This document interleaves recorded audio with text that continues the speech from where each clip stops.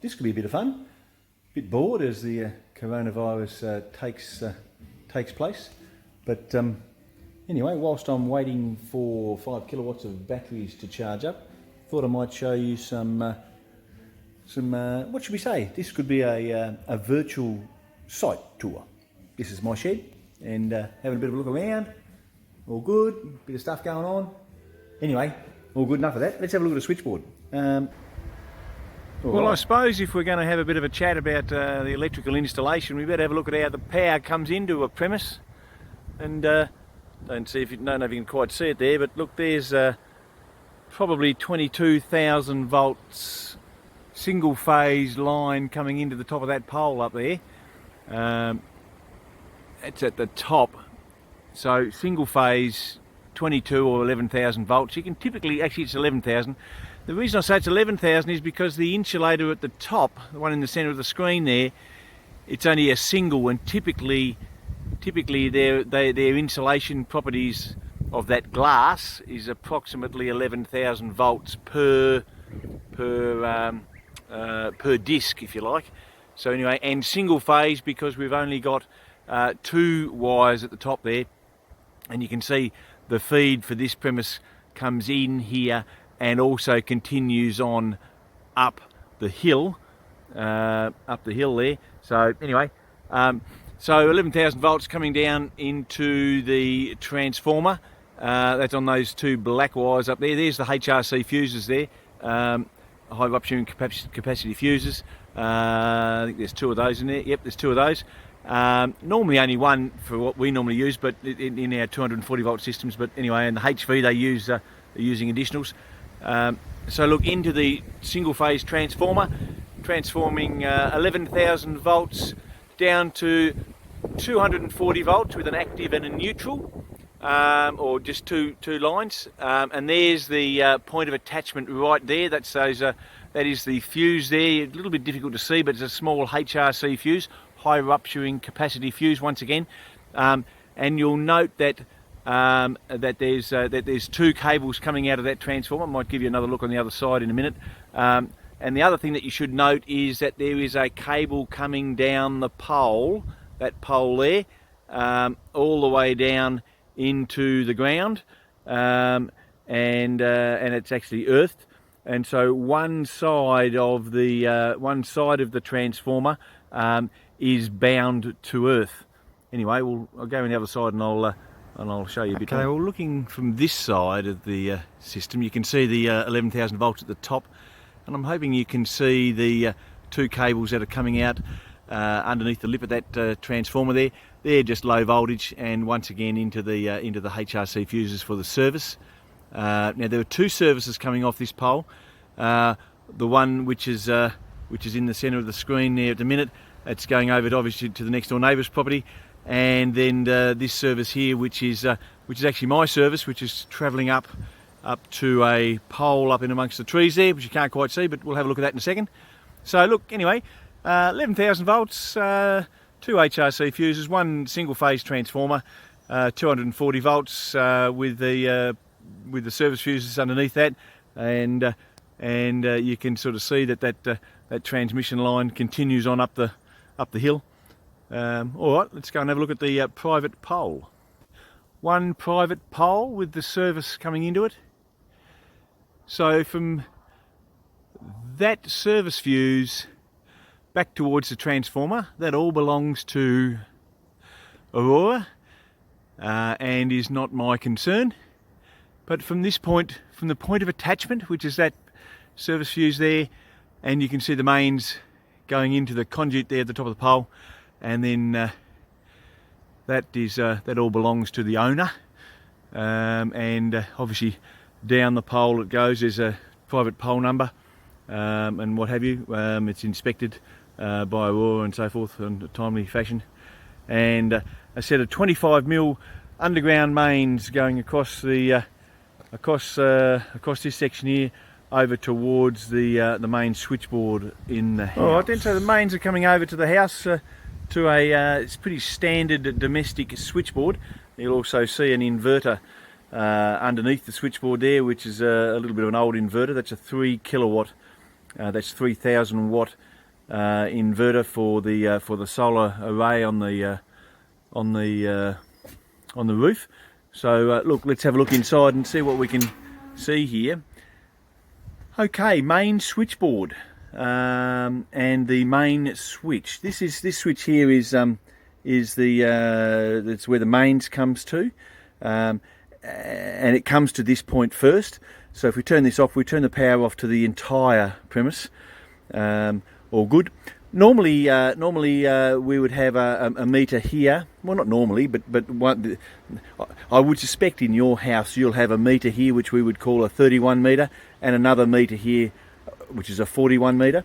What does all that mean? 31 meter is your light and power. So all your light and power, as in the power supplying your light switch, your light fittings and all your power points, and your stove. And things like that runs through your 31 meter, and that's billed out at 27 cents a kilowatt hour. So that is to say that if you have an electric fan heater plugged in, a 1000 watt fan heater plugged in for 1 hour, that's 1 kilowatt per hour. Notice this up here. I don't know if you can see that, but that's measured in kilowatt hours. So we've talked about that in class a bit. So that would be, anyway, 1000 watts for 1 hour would be 27 cents. That's what you'd be charged. The meter that would normally be over here, arguably, is your 41 meter, which is your meter which is charging you about 17 cents a kilowatt hour, and that's typically used for your heat pump in your house and your hot water. So any fixed heating appliances, hot water and heat pumps and so forth. Anyway, all good. So there's your meeting. Just as a matter of interest, I've actually changed to tariff 93, which is a single tariff, but it has a peak rate and a non-peak rate. The peak rate, typically when you get up of a morning and you go to work, that's a peak rate. That's at 32 cents a kilowatt hour, and the non-peak rate is 15 cents a kilowatt hour. So anyway, that's what we're doing here. I might explain to you a little bit later why I've done that. But anyway, there we go. Okay, so switchboard, a Clipsal switchboard, and look, I say, main switch, 32 amp circuit breaker. That will be for the stove. That'll be for a heat pump. Earth leakage circuit breaker. This board was made back in the 80s. So the devices, this earth leakage circuit breaker protects these circuit breakers here, which are just circuit breakers. They just have the magnetic trip and the thermal trip, and this one here has the leakage function. If this board was a little bit neater, it'd be a proper gap there, and so all of this appliances here is on your 31 tariff, your light and power tariff, and oh, sorry, that's not correct. Sorry, all the devices up to here, sorry, are on your 31 tariff, your light and power tariff, and these devices here, heat pump and hot water. This double pole circuit breaker, because it has two poles and they're joined together. That is the isolator for the solar system. So anyway, a bit of a look inside a switchboard, supplied by 25mm mains. Might be asking, what on earth is this all about? This is a DC isolator, purely to disconnect the solar panels before they go down to the inverter. And obviously this conduit here has the 240 volt supply coming out of the inverter into the switchboard to feed the appliances in the house or feed that power back to the grid. So anyway, the old subboard for the shed, which is actually now been converted into a visitor accommodation. But anyway, I thought it might just be interesting to have a bit of a look at this here a little bit closer. So as we sort of mentioned before, we've got a main switch, or in actual fact there is actually only one main switch in an installation. So this is actually just a main isolator. There is a slight definition. Means different things. In other words, if you turn this main switch off, you don't turn the whole place off. You obviously only isolate these circuit breakers here. Anyway, once again, 32 amp for a stove or oven or what have you. Two 10 amp circuit breakers. The 10 amp circuit breakers will typically be for light circuits. So there are two light circuits in this premise, and 1, 2, 3, 4, 5 circuits of power, and typically running power points and also a heat pump hot water, which we might have a look at in a minute. Anyway, red stickers typically mean that they're not protected by earth leakage circuit breakers, and green is to say that the earth leakage circuit breaker is protecting these circuits here. So that's all cool. Clipsal switchboard, very standard switchboard, made actually until about 10 years ago, 5 years ago, made in Adelaide by the Gerard family, and a wholly owned Australian company. So and still a big player. Clipsal's still a big player now, but unfortunately the Gerard family sold the company to Chinese interests. So all their parts are now made in China, or somewhere over there. Interesting enough, the Gerard family then reopened another factory and commenced to make another product, another electrical product. Trying to think of the name of the product now. I can't quite think of it, but anyway, they're back in business and making Australian-made circuit breaker switchboards and switch plates and so forth. So all good. Anyway, as we can see here, this one here will be where the mains is coming in. So that is the mains here, and that will be connected to here. So 240 volt supply here, and the main neutral would go to this neutral bar here. This neutral bar here. We have an earth bar, a neutral bar, and different other different bars. These are neutral bars as well, but these are actually to make sure that the earth leakage unit can work. And I'll sort of show you how that works in a minute. So the active comes into here, switched through onto a bus bar, and then through this circuit breaker and out. So this device here, which was the stove, is not has no earth leakage protection. Only thermal tripping and a magnetic tripping device through this circuit breaker, single pole. Yeah.